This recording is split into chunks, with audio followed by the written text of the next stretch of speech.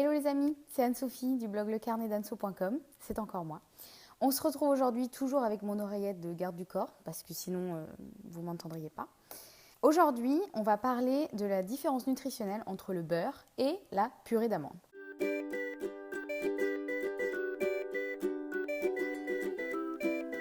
Alors j'ai pas de beurre sous la main, parce que tout simplement je n'en achète pas, puisque je n'en consomme pas.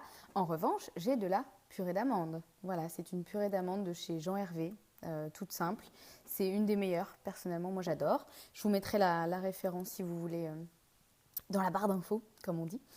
Mais j'ai déjà rédigé un article sur le sujet et c'est un des articles qui plaît le plus sur le blog. Donc je me suis dit que ça pouvait être intéressant de vous en faire une petite vidéo. Et puis du coup, j'ai quand même le tableau des comparaisons des qualités nutritionnelles des deux sous les yeux.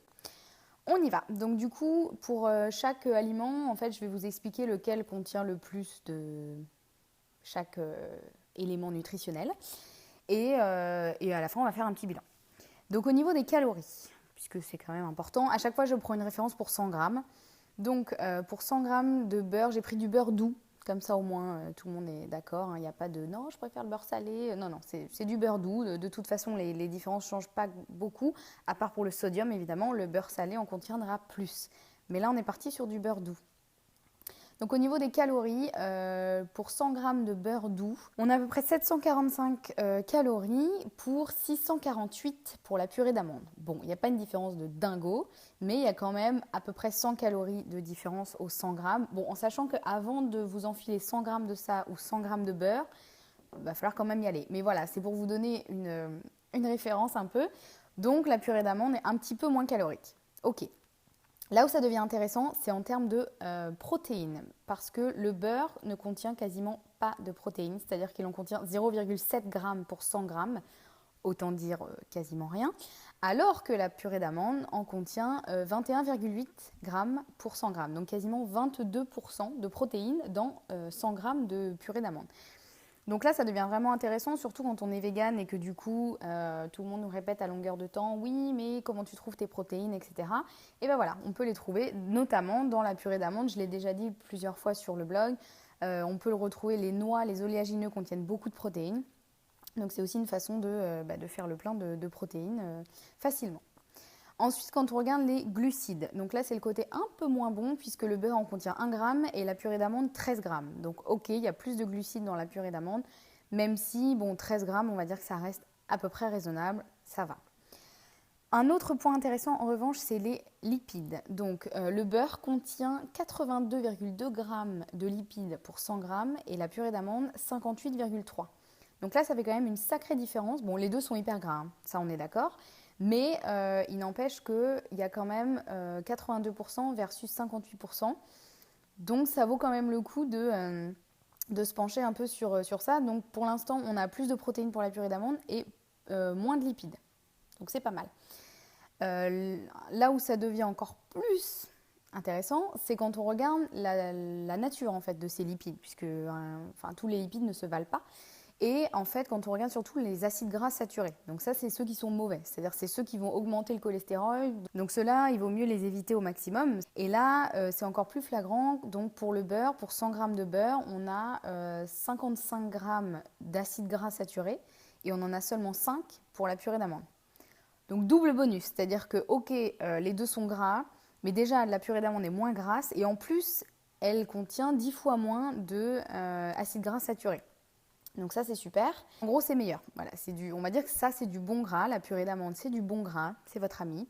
Et le beurre, c'est du gras que le corps ne va pas aimer et que, en gros, voilà, qui va faire augmenter votre cholestérol, etc. Ensuite, si on regarde le sodium, donc la purée d'amande, elle en contient 20 mg. Le beurre, 15,5 mg. Bon, pas de grosse différence. Par contre, la purée d'amande contient des fibres. Elle contient 12 g de fibres pour 100 g et 0 pour le beurre.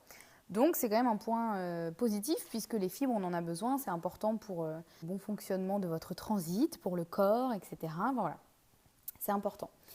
Donc si je résume, pour faire un petit battle, on a 2 points pour le beurre et 4 pour la purée d'amande.